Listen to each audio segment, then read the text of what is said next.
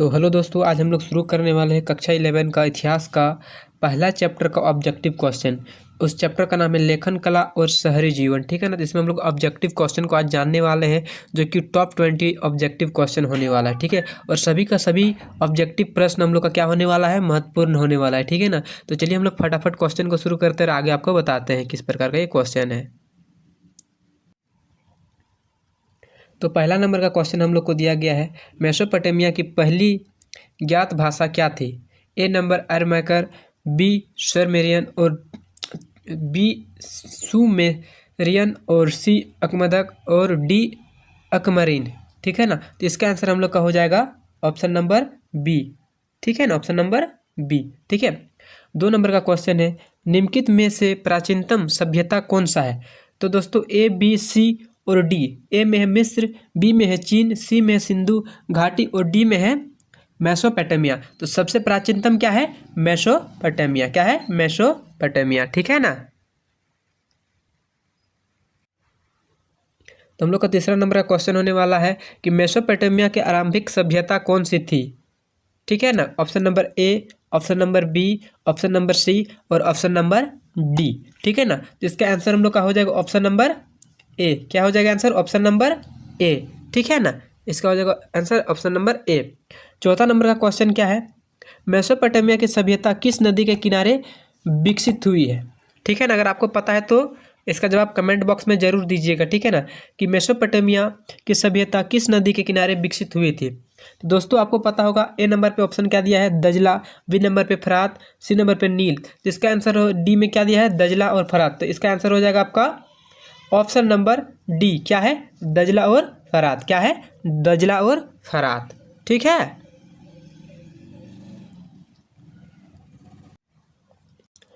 5 number का question में बताया गया कि मेसोपोटामिया कहाँ था? ए अफगानिस्तान, बी मिस्र में, सी इराक और डी यूरोप में। तो दोस्तों अगर आपका इसको आंसर पता है 5 नंबर का तो बताइएगा। अगर आपने 11th क्लास का इतिहास का बुक पढ़ा है तो आपको इसका आंसर जरूर ही पता होगा। ठीक है ना। तो इसका आंसर आपका क्या हो जाएगा? Option number C. कहाँ पे? इराक में। मेसोपोटामिया कहाँ था? इराक में था। ठीक है।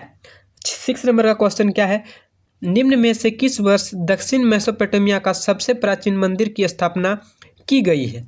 ठीक है। ऑप्शन नंबर ए 4000 ईस्वी पूर्व, ऑप्शन बी 5000 ईस्वी पूर्व, ऑप्शन सी 3000 ईस्वी पूर्व, ऑप्शन डी 8000 ईस्वी पूर्व। तो दोस्तों अगर आपने इतिहास का बुक पढ़ा होगा तो इसका भी आंसर आपको पता होगा, क्योंकि पहला चैप्टर में आपका इसका आंसर दिया हुआ है। ठीक है ना। तो इसका आंसर हो जाएगा ऑप्शन नंबर सी, 3000 ईस्वी पूर्व। क्या? 3000 ईस्वी पूर्व। ठीक है। 7 नंबर का क्वेश्चन है कि दजला एवं फरात नदियाँ गिरती है कहाँ? काला शहर में, बंगाल की खाड़ी में, फ्रांस की खाड़ी में, भूमध्य सागर में। ठीक है। दजला एवं फरात नदियाँ कहाँ पर गिरती है, मतलब उसका बहकर किस जगह पर वो चला जाता है? आपको पता है? ऑप्शन नंबर ए काला शहर में, बी बंगाल की खाड़ी में, सी फ्रांस की खाड़ी में और डी भूमध्य सागर में। इसका आंसर क्या हो जाएगा? इसका आंसर हो जाएगा आपका सी। क्या हो जाएगा? सी, फ्रांस की खाड़ी में। ठीक है ना। 8 नंबर का क्वेश्चन क्या है, निम्नलिखित में से किस नगर में वक्र शीर्ष मिला है? क्या मिला है? वक्र शीर्ष। ए समूर, बी उराक, सी उकाद और डी मेरा। ठीक है ना। तो इसका आपको आंसर क्या हो जाएगा 8 नंबर का? 8 नंबर का आंसर हो जाएगा आपका बी। क्या हो जाएगा? 8 नंबर का आंसर हो जाएगा बी। ठीक है। क्या हो जाएगा? बी। 9 नंबर में क्वेश्चन क्या बताया गया है, बेबीलोन के दक्षिण क्षेत्र को क्या कहा जाता है? ठीक है ना। Option A, option B, option C और ऑप्शन डी। ठीक है ना। अगर आप लोग को पता होगा तो इसका भी आंसर आप लोग कमेंट बॉक्स में जरूर दीजिएगा। ठीक है ना। तो इसका ऑप्शन क्या है, आंसर क्या हो जाएगा? 9 नंबर का आपका आंसर हो जाएगा ऑप्शन नंबर सी। क्या हो जाएगा? Option number C. ठीक है। 10 नंबर में क्या बताया गया है, बेबीलोन नगर का प्रमुख देवता कौन था? मुर्दक, ए मुर्दक, बी एलेन, सी सूर्य, डी ईस्टर। ठीक है। 10 नंबर का क्वेश्चन का आपका आंसर क्या हो जाएगा? ए नंबर का आंसर हो जाएगा मृदक। क्या हो जाएगा? मृदक। क्या हो जाएगा? मृदक। ठीक है। 11 नंबर का क्वेश्चन बताया गया, उर कौन सा देवता था? चंद्र देवता, बी में है सूर्य देवता, सी में युद्ध देवता, बी डी में है वेबिलोन। क्या है? वेबिलोन। ठीक है। तो 11 नंबर का आंसर आपका क्या हो जाएगा? उर कौन था? चंद्र देवता। कौन था? चंद्र देवता। ठीक है।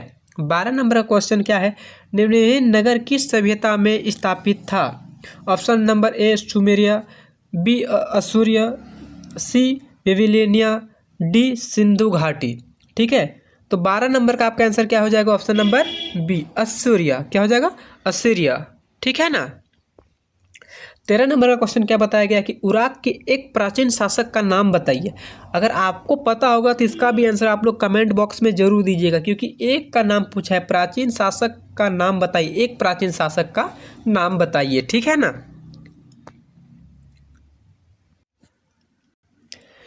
तो प्राचीन शासकों को एक का नाम पूछा गया है। ठीक है ना, तो ऑप्शन आप देख सकते हैं ए बी सी और डी। ठीक है ना, तो इसका आंसर आपका क्या हो जाएगा? ए। ठीक है ना, ऑप्शन नंबर ए। 14 नंबर में क्या बताया गया है? झूलता बाग किस सभ्यता की देन थी? बेबीलोनिया सभ्यता, हड़प्पा सभ्यता, मिस्र सभ्यता या माया सभ्यता। ठीक है ना। 14 नंबर का आप लोग आंसर ऑप्शन देख सकते हैं कि क्या है, तो इसका आंसर आपका क्या हो जाएगा? ऑप्शन नंबर ए बेबीलोनिया सभ्यता। क्या हो जाएगा? बेबीलोनिया सभ्यता। ठीक है। 15 नंबर का क्वेश्चन क्या बताया गया कि वर्तमान समय में हड़प्पा किस देश में स्थित है? हड़प्पा इस समय किस देश में स्थित है? A Bharat, B Pakistan, C Japan और डी चीन। ठीक है ना। हड़प्पा सभ्यता इस समय किस जगह पर स्थित है? तो आपको पता होगा कि हड़प्पा सभ्यता इस समय पाकिस्तान पे स्थित है। कहाँ पर? पाकिस्तान में। ठीक है। 16 नंबर का क्वेश्चन क्या बताया गया है? ओल्ड टेस्टेमेंट किस पुस्तक का प्रथम भाग है? ओल्ड टेस्टेमेंट किस पुस्तक का प्रथम भाग है? ए कुरान, बी बाइबल, सी गीता, डी रामायण। ठीक है ना। तो दोस्तों आपको 16 नंबर में नाम से ही पता चल रहा है कि ये ना तो कुरान का होगा, ना गीता का होगा, ना ही रामायण का होगा। ये किसका होगा? बी बाइबल का। किसका होगा? बी बाइबल का। ठीक है ना, इसका नाम से ही पता चल रहा है किसका होगा? बाइबल का। ठीक है। 17 नंबर में बताया गया है कि क्वेश्चन नंबर जिब्राइल की विशाल राजमहल कहाँ स्थित था? ए बगदाद, बी ऊर, सी मिरार में, डी बेबीलोन में। तो इसका आंसर क्या हो जाएगा? इसका आंसर अगर आपको पता है तो कमेंट में जरूर दीजिएगा। इसका आंसर आपका हो जाएगा ऑप्शन नंबर सी। ठीक है ना। साथ ही आप लोग अपने नोटबुक में ये सारे क्वेश्चन को नोट डाउन करते हुए चलिएगा, ताकि एग्जाम के समय आपको बहुत सारा आसानी मिले इसको पढ़ने में। ठीक है ना। तो चलिए 18 नंबर का क्वेश्चन जानते हैं कि मेसोपोटामिया सभ्यता के लोगों की लिपि थी, मतलब बता रहा है कि क्या लिपि था? मेसोपोटामिया सभ्यता में रहने वाले लोगों की क्या लिपि थी? ए देवनागरिक लिपि, बी कालकट लिपि, सी चित्रात्मक लिपि, डी संदेहत लिपि। ठीक है ना। अगर आपको पता है तो इन चारों में से ऑप्शन को चुनना है और आपको आंसर देना है। तो 18 नंबर का ऑप्शन क्या हो जाएगा? ऑप्शन नंबर बी कालिकट लिपि। ठीक है ना। चलिए अगले क्वेश्चन पे जाते हैं। अगला क्वेश्चन क्या है? 19। ठीक है ना। इराक तथा शमरूक के राजा की उपाधि किसने धारण की थी? ठीक है ना। तो आपको ऑप्शन को देख लेना है। Option number A, option number B, option number C, option number D. ठीक है ना। अगर पता है आंसर तो आंसर दीजिए, अन्यथा मैं आंसर बताता हूँ। तो इसका आंसर आपका क्या हो जाएगा? Option number B. क्या हो जाएगा? Option number B. ठीक है। 20 नंबर का क्वेश्चन क्या है? मेसोपोटामिया वालों ने संसार को क्या सिखाया? ए चक्का का प्रयोग, बी आग का प्रयोग, सी लिपि का प्रयोग, डी भाले का प्रयोग। तो बताइए मेसोपोटामिया वालों ने संसार को क्या सिखाया? इसमें आंसर आपका क्या हो जाएगा? लिपि का प्रयोग। क्या हो जाएगा? लिपि का प्रयोग। ठीक है ना।